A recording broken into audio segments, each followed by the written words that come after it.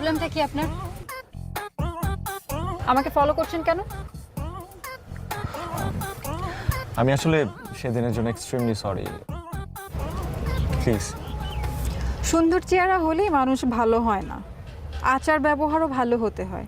আপনাকে দেখে না ভদ্র ঘরের ছেলে মনে হয়, কিন্তু ব্যবহার তো ভীষণ খারাপ।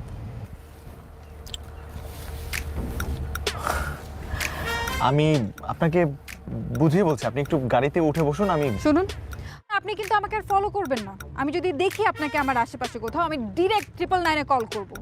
আপনার ভদ্রতা অভদ্রতা সব কিছু বের হয়ে যাবে। এখন এখান থেকে যান, আপনি যান, এখান থেকে যান।